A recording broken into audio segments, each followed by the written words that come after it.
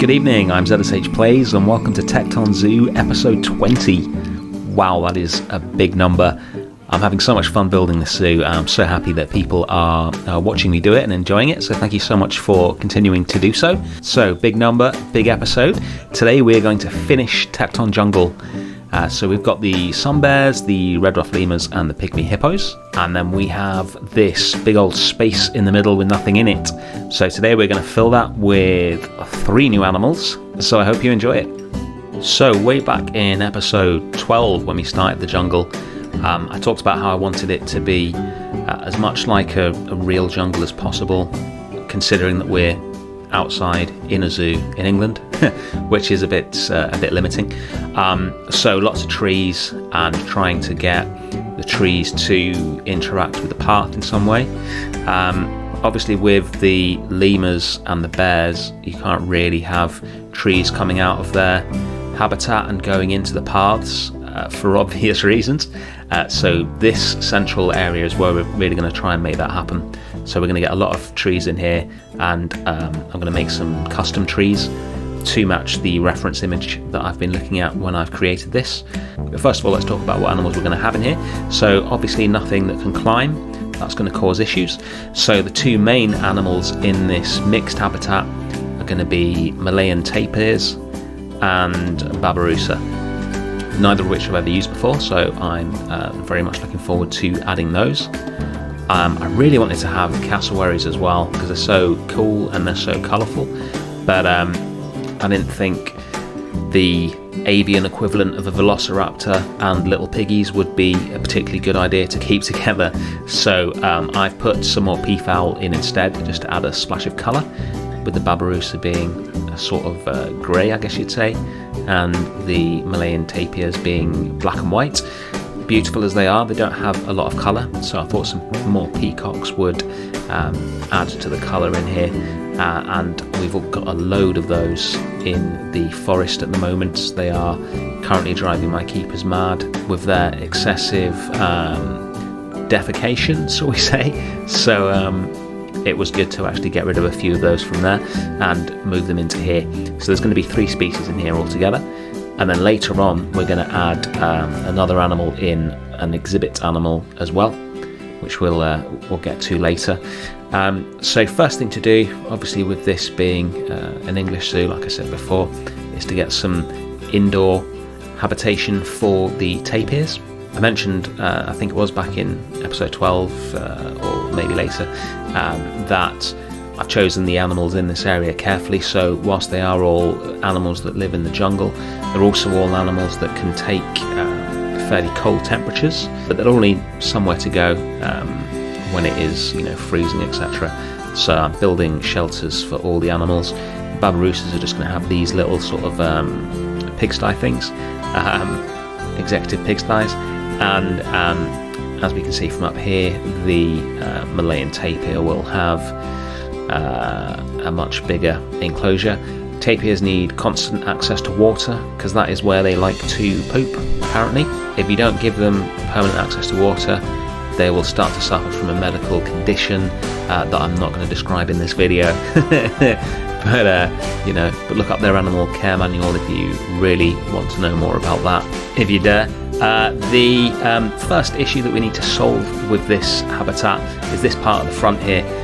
So this is right at the entrance to the jungle where the guests come in, and as you probably know in Planet Zoo, as soon as guests can see an animal or think they can see an animal through a wall or whatever, basically if there's any sort of see-through barrier or null barrier there, they'll basically just stop dead and start staring at the animal, which is really going to clog up the entrance. So I need to get a solid barrier in here, like a concrete barrier, to go across this gap here, so that the guests don't see it as a place they can stop to see the animals, and they'll just walk straight past to the right up to the lemurs and the proper viewing area for this enclosure. So I'm building a waterfall here, a bit of gravel path in there for the bottom of the waterfall, and then putting the barriers in. So it's almost entirely null barriers, same as most of the rest of the habitats in the jungle. I use those new mesh pieces underneath the paths to keep the animals separated, and then there'll be a little bit of mesh barrier where the keepers come in this little underpass here, and then concrete across the part of the entrance to prevent the guests from stopping there. At some point while I was doing all these null barriers, somehow I managed to make the red-ruffed lemur habitat invalid. I have no idea how, but it suddenly joined onto this habitat, said it had 2 keeper gates, and everything went kind of crazy for a bit, but I did manage to fix that and get everything back to normal. So going to make the waterfall start looking actually nice now, using a mixture of the aquatic fake rocks and the real tropical rocks. I've just coloured the aquatic rocks to match, and a few of the mossy rocks as well. This is the first thing that the guests will see when they come into the jungle, so it's really important that it looks good. So I'm using some of the special effect misters, or whatever they're called as well, to really set the sort of jungle vibe. I'm trying really hard to make this look as much like a jungle as possible, while also remaining within the realms of what you can actually do outside in England. So hopefully I've achieved that. Now, I said last week that these episodes would be every 2 weeks from now on, so you're probably wondering what this is. So basically, the idea is that the Tecton episodes will come out every 2 weeks from now on, and then most weeks there'll be a non-Tecton Planet Zoo video at the same time on a Saturday night. But this just came together so much more quickly than I was expecting it to.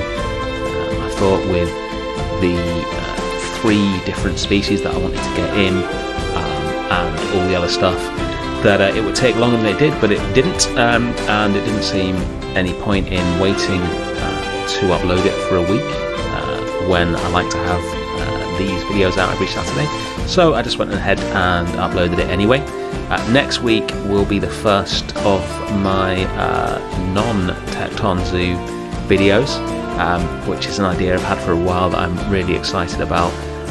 So that will come out next Saturday, and then the following Saturday will be the next Tekton episode, which I think will be the Komodo Dragon House, which is another thing that I've been planning for a very long time. Just haven't got to that part of the zoo yet, so I'm really excited to finally get that built, because I think it's going to be one of the best enclosures in the zoo, if I get it right. So back to the drone cam here. That waterfall, a bit more vegetation, that's providing a nice entrance to it, and now we can get on and do some more work on the central habitat. So the first thing I want to do, what I mentioned earlier, was a custom tree. So I'm basing this habitat very loosely on a photo of a river in a forest in Indonesia, and there were these amazing trees. I have absolutely no idea what sort of tree they are, but what I'm going to do is use the strangler fig, a boatload of ivy, some bracken and some strangler fig roots to replicate those. They were so overgrown, they just had all these presumably leaves, maybe some kind of vine, I'm not sure, hanging off of them. They were just absolutely beautiful, and I really wanted to try and capture that for this enclosure. So I'm going to make one of these, copy this around, and then make a variation of it using one of the kapok trees, not sure how you pronounce that, and really fill the habitat with these. They really give it that lush jungle vibe. Not sure if you could grow these trees in England, but the concept for this is that these would be expensive fake trees, presumably with ivy like this, which will obviously grow very happily in England, all over it, just to replicate that jungle feel. So the actual strangler fig part of it, if they can't grow in England, would be fake. Zoos do quite a lot of fake trees, and obviously they love fake rocks. Who doesn't? If you like fake rocks, you're going to enjoy the rest of this episode, because there is a lot of rock work to bring all the jungle paths and the exhibit that we're going to add in together. But yeah, this took a while, just completely covering this tree in ivy, but if I may say so myself, it looks really, really good when it's finished. It's only a tree, but it's probably one of the favourite things I've ever built. I will put these up on the workshop if you like them and you want to put them in your zoo. Like I say, it's pretty simple, but it does take a while to put them all together and get it looking right. The ivy pieces in this game, I mean, they are 3D, but they are so close, they're about as close to being two-dimensional as you can get whilst not actually being two-dimensional, so they need a lot of copying around and duplicating and things like that to get the depth that I want. So mainly I just built one piece that I really liked and then copied that around and then just adjusted the angles of the different pieces so it looked good, and then adding some bracking in as well. That might look slightly strange if you're right up close to it, but obviously at no point are you ever going to have the in-game camera right up there unless you're inspecting it. From a distance it pretty closely matches the photos that I was working from. And then like I said, just loads of these strangler fig roots around the bottom to thicken up the base of the tree and just give it that sort of old growth jungly vibe. That's obviously another reason why the trees would be fake. You're not just going to happen to have a selection of fully mature strangler fig trees just laying around in the field that you built the zoo in, so I guess these could have been planted back in the 30s, but we'll say they're fake for now. And then moving on to the enrichment for the animals, so standard, just hiding the feeding troughs and the mud baths, etc., so they don't just look like items that are stuck in the ground. Lots of soil and mud, and hiring the terrain around them to hide it, like you can see here. And you can meld these into the terrain really easily once you've done a few of them. They just look like a muddy puddle rather than a natural octagonal or however many sides those things have enrichment item. So I really like these. I always put these in enclosures when the animals will use them. You get really good animations as well when they use them. And then we're going to concrete over the bottom of the pool, as I've started doing pretty much everywhere now. A couple of drains just to make it a bit more realistic. And there we go, it's starting to come together nicely. It's getting a bit more of that jungle feel, but there's going to be a lot more trees put in here to achieve that effect. So here we go with the rest of the trees. I just keep adding more and more of them until I get the effect that I like.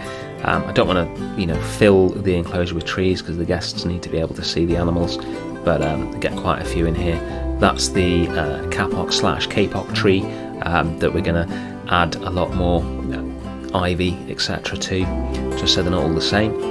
And then just some simple planting on the roofs of all the animals' indoor quarters to hide them and blend them in a bit better. Now we're really starting to see that jungle vibe come together with these big trees. There's something missing though, and that is rocks. Lots and lots of lovely rocks. So let's get adding those. So same drill as always with these, always burying them into the terrain rather than just leaving them on top of the terrain, so they meld in nicely. Just a few different types of rocks, so they're not all the same. They make such a difference. It's weird how much of a difference they make, I think.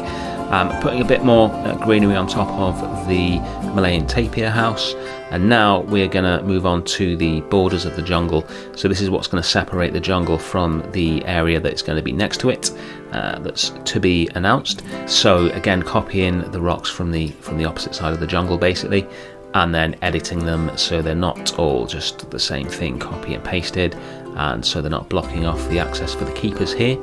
So we're going to use this arch piece, which I really like, from the aquatic pack, to sort of, I'm not sure a zoo would necessarily bother doing this side of it because the guests probably aren't going to see it, but it might be visible, so I've done it. And then yet more trees, because there still wasn't enough. And then this little backstage area is going to be visible from this end of the path, so I wanted to make this less ugly.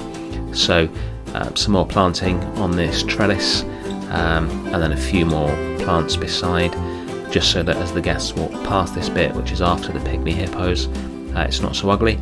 Doesn't bother me that some of the backstage can be seen. You always find that in zoos, they never hide it completely. It's not like like a Disney park or something where they'd probably be a bit more careful about it. And then adding another of the touch screens to the front entrance to tell people what's in here. I'm going to update that sign in a bit with the new animals. And that's the central enclosure done. We're going to move on now to the exhibit.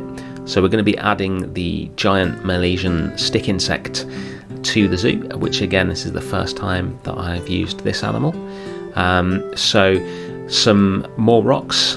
I told you you'd enjoy this if you liked rock work. I'm going to cover this up in a very traditional zoo way, which is just plaster it in fake rocks, so that you can't see the sort of exhibit part of things, using that arch again. No space for one of my modernist kind of builds here, so I decided to go with a more traditional zoo approach. And as I've said many times before, the jungle part of the zoo is supposed to be a lot more naturalistic than the other parts of the zoo. There's a lot less modernist architecture in here, but I'm pretty pleased with how this turned out. It's definitely not the best thing I've ever built, but I feel like this is actually what I've seen quite a lot of in zoos. You just, you've got whatever shape you need to put the animals in, and then you just sort of stick some fake rocks on it, so it doesn't look like a box. Obviously this would be much smaller in real life, not the frontier size of exhibits, a 1 inch long animal in a 16 metre squared environment, but nothing we can do about that. And then finally, just a bit of signage on the ground. There's no way to do a one-way path, but I put a sign on there to encourage people to go the right way, and they almost always follow it, because to the right is the red ruff lemurs and the central enclosure, and to the left is just the central enclosure, so they're far more likely to go to the right than the left. And that's the end of the build. So what we're going to do is take a tour and see the full completed Tekton jungle. I've got to say, there were a few things that I wanted to achieve that I didn't with this area, but that does look pretty nice. I am pretty pleased with that. It does capture the sort of lush vibe that I was going for, and I really like the way the paths contrast with the green that surrounds it. So let's go in. I've added the names of the animals to the walls of the Grand Plaza like I did with the forest, which I really like the look of. I think the orangutan looks pretty cool up there, although sadly they won't be featuring in the jungle itself due to the climate. And that's the entrance waterfall. I'm really pleased with that, considering it's basically just there to cover up a concrete wall. I think that looks really good, and I like this little area here with the touchscreen as well to tell people what's in here. So let's go up the entrance path and take a look into the habitat that we just finished. So we have the Malayan Tapir and the Babirusa, and a couple of peacocks kicking about as well. There's one there. You can see the Babirusa swimming around. They're so ugly, but they're so cute as well. Weird animals. I saw some. Well, I didn't see some. I saw an enclosure for Babirusa in London Zoo a couple of weeks ago. Sadly, they were inside, which was a shame because it was about 28 degrees. So I'm surprised they weren't out. But anyway, these are the red-ruffed lemurs that we added in a few weeks ago now. I still really love this habitat. This is one of my favourites, even though it's really simple. And then coming up on the Malaysian leaf insect, can't see any, although that's pretty standard with the insects in this game, and these guys are camouflage, so that makes it doubly hard. I think there's 4 in there. But yeah, you'd have to stay there a while before you found one, no matter how much time the keepers spend cleaning the glass. Let's take a look at the sun bears. So still there's one. Still really happy with this enclosure. I just think it's kind of it's quite original. I'm not sure I've seen one like this, and I like the way the white concrete stands out against the more naturalistic look of the enclosure. And then finally we have the pygmy hippos and their waterfall, which I'm still really happy with. Can't really. Okay, so there's one in his little house. We have a baby now as well. Which sadly I can't see it. And then as you continue to walk around, you can catch another look at the tapirs and the Babirusa. And then it's on to the exit. It does look kind of plain here at the moment. So to the right of this, there's going to be a whole area coming up. But I also want to put in a skyline restaurant, so that's going to be way up in the air. So when you're eating you can look down and see the whole jungle spread out before you. But I don't want to put that in yet because I don't want to impinge on the space for the area that's going to go next to this. Yeah, that's Tekton Jungle complete. The next Tekton episode will be in 2 weeks' time, but hopefully I will see you next week for a new Planet Zoo video. Thanks for watching.